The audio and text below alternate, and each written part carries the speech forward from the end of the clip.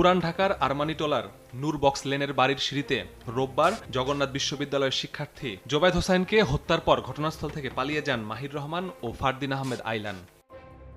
হত্যায় প্রাথমিক সম্পৃক্ততা পাওয়ায় সে রাতেই জোবায়েদের টিউশন ছাত্রী বারজিস শাবনাম বর্ষাকে আটক করে পুলিশ। পরে ধরা পড়েন বর্ষার সাবেক প্রেমিক মাহির ও তার বন্ধু আইলান। বর্ষা ও মাহিরকে মুখোমুখি জিজ্ঞাসাবাদে খোলে হত্যাকাণ্ডের জট, সামনে আসে ত্রিভুজ প্রেমের সম্পর্ক।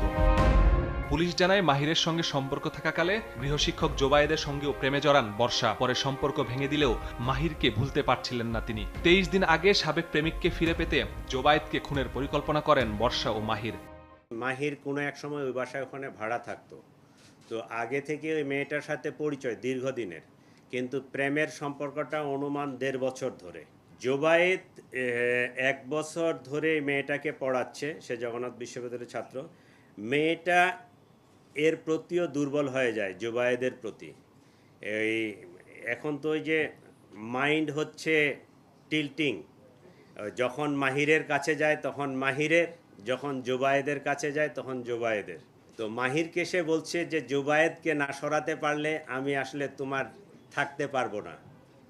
এই কথা থেকেই তারা জোবায়েদকে সরায় দেওয়ার পরিকল্পনা করে। প্রাথমিক জিজ্ঞাসাবাদে গ্রেফতারকৃতরা জানায় হত্যাকাণ্ডের দিন জোবায়েদকে ফোন করে ডেকে আনেন বর্ষা।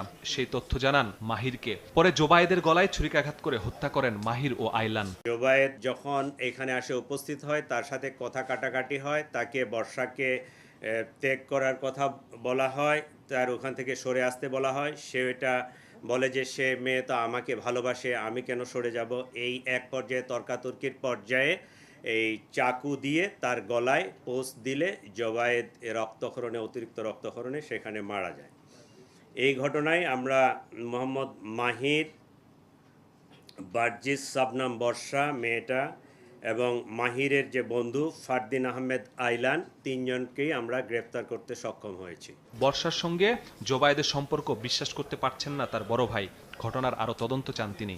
ও আসলে আমার ভাই, একই সাথে আমার বন্ধু ছিল এবং ক্লোজ ছিলাম।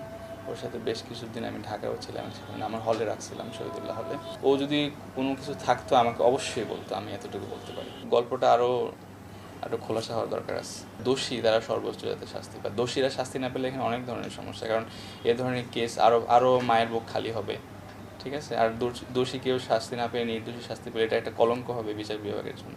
জোবায়েদ জগন্নাথ বিশ্ববিদ্যালয়ের ছাত্রদল শাখার নেতা ছিলেন। এছাড়াও জড়িত ছিলেন বিভিন্ন সামাজিক সংগঠনের সঙ্গে। মাসুদুর রহমান, সময় সংবাদ, ঢাকা।